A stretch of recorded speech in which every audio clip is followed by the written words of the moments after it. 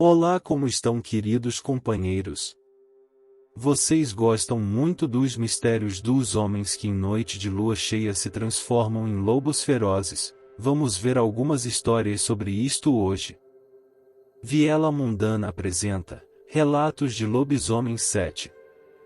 O ataque do lobisomem de Sergipe. Era o verão de 1998, no interior de Sergipe, uma época em que as noites eram quentes e estreladas. Nas proximidades da cidadezinha, era comum que as famílias, vizinhos e amigos se reunissem até tarde da noite para desfrutar de jogos de baralho, dominó e conversas animadas. Naquela noite em especial, a casa da minha bisavó, situada nos fundos da casa de um tio-avô, estava repleta de risadas e competições acaloradas.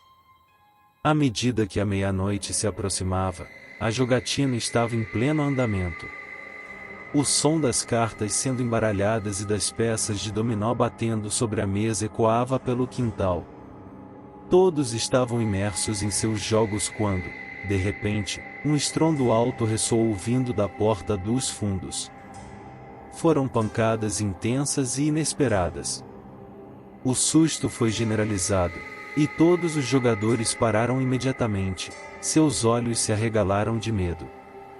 O barulho continuou, agora ecoando na janela que dava para um terreno baldio ao lado da casa. Cada pancada era como um eco perturbador da escuridão da noite.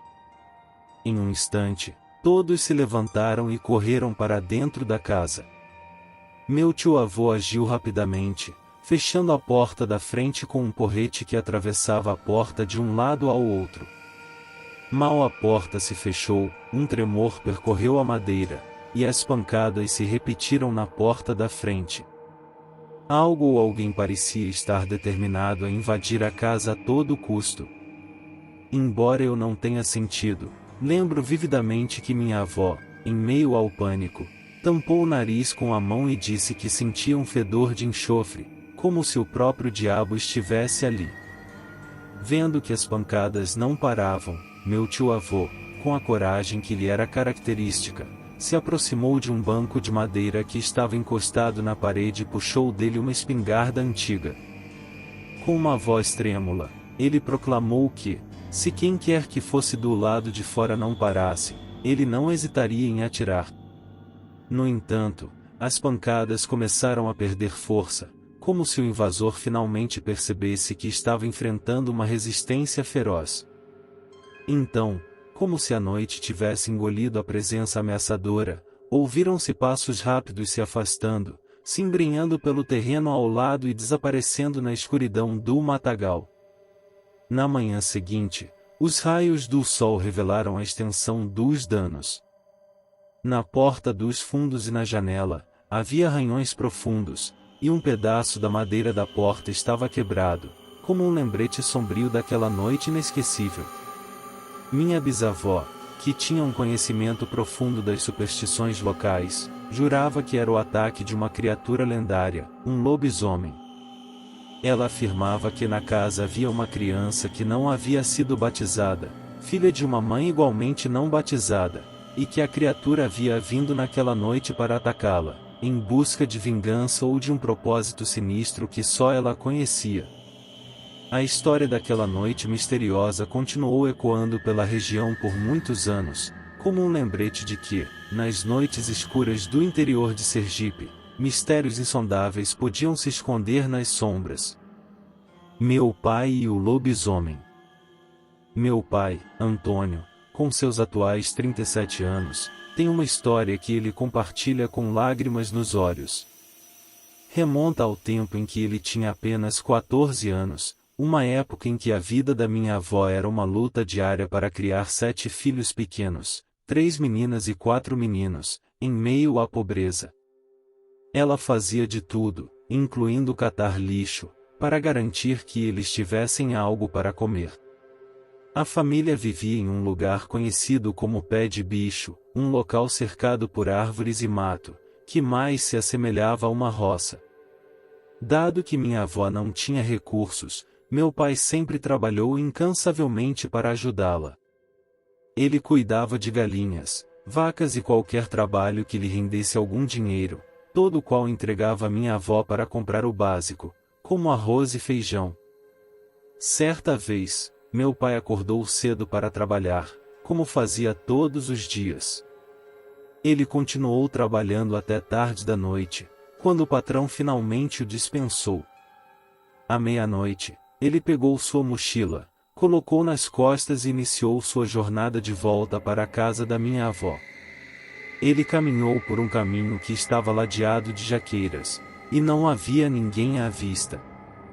O vento soprava forte naquela noite, e ele continuou sua caminhada. Foi então que ele viu algo escuro ao longe. Ele se aproximou e percebeu que parecia um cachorro em pé. Um arrepio percorreu seu corpo, mas a criatura estava de costas. À medida que ele se aproximava, a criatura se virou e avançou em direção a ele. Meu pai entrou em pânico e começou a lutar desesperadamente contra a criatura. Com um soco, conseguiu derrubá-la, e então fugiu em busca de ar. Ele correu o mais rápido que pôde, mas a criatura estava sempre à espreita, furiosa, com olhos vermelhos penetrantes. A criatura tentava mordê-lo a qualquer custo, mas meu pai continuava resistindo. Em um momento de desespero, a criatura arranhou o peito dele, mas ele conseguiu desferir outro soco, se soltando e correndo novamente. Ele estava branco de pavor e determinação quando finalmente passou por baixo de uma cerca de arame. Ele chegou à casa da minha avó e bateu 3 vezes na porta. Quando ela abriu, meu pai desmaiou, seu corpo exausto e ferido caindo como um saco de batatas. Quando acordou, ele contou a história a todos, e o medo se espalhou pela casa. No dia seguinte, eles voltaram para buscar a mochila de meu pai, mas encontraram apenas o vazio. Ninguém jamais soube o que aquela criatura era, mas meu pai sempre acredita que era uma espécie de lobisomem. Até hoje, ele chora ao contar essa história assustadora. Minha avó e meus tios sempre disseram que Pé de Bicho era um lugar cheio de mistérios e histórias horripilantes.